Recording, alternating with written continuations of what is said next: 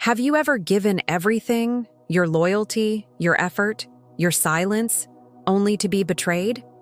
That crushing feeling isn't just heartbreak, it's Saturn initiating you into your true power.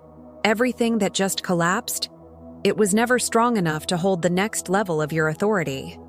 This isn't about healing, it's about a complete reconstruction. Welcome to the world of the sovereign Capricorn. When betrayal strikes, a Capricorn doesn't explode. We withdraw. That silence, the one everyone mistakes for coldness, is actually your command center rebooting.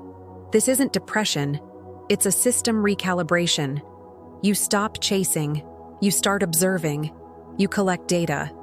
True power is built in isolation, not by seeking validation from others.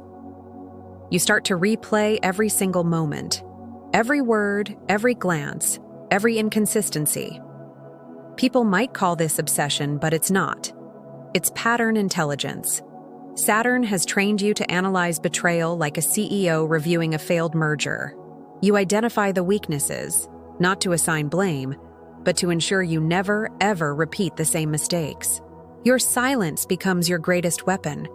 The world might think you've disappeared, but in reality, you're busy drafting the blueprint for your next empire. This isn't about avoiding them. It's about ascending far beyond them. Every ounce of pain refines your boundaries.